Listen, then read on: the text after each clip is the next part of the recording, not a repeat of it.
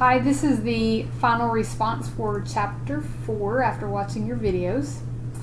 Casey, you talked about the teachers flipping their thinking in the planning process and really thinking about the end goal of the lesson before thinking through how they will take teachers or students through the lesson.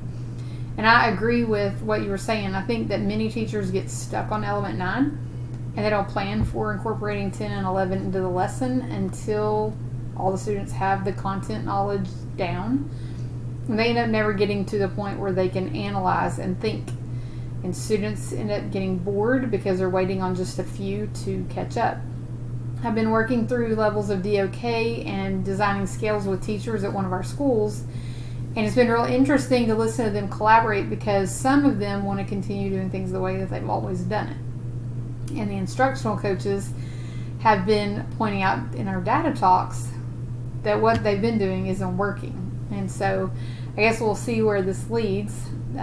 Good conversations have been going on, and some of them are, fully on board and working to create these scales so that the students can take ownership of their progress. But some of them are still living in the Stone Age, I guess. Some of you talked about in Element 9 using structured practice sessions, about making sure that we model and provide examples to lead to higher engagement of students as they move from procedural to associative and autonomous levels, and fine-tuning their thinking. The only thing that I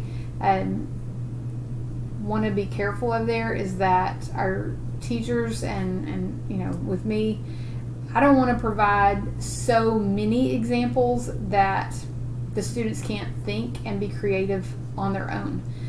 Because sometimes we limit their creativity because we give them so many examples. So we just need to plan for the perfect amount of those examples.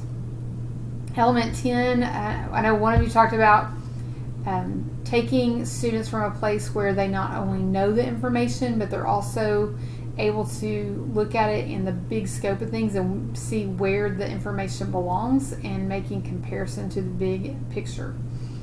In Element 11, I liked how one of you talked about how students should be able to analyze their own thinking and other students' thinking, reason with the information, and then discern from there what's right or wrong, what's true or false, how to own their own thoughts after they look at everyone's side of things.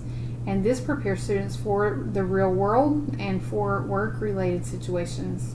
I have so many business and industry leaders that come to me in my job and say, students have the information, they know the information, but they don't know how to use it in real-world situations. So getting to a point where they get there is going to be really important to prepare them for business and industry.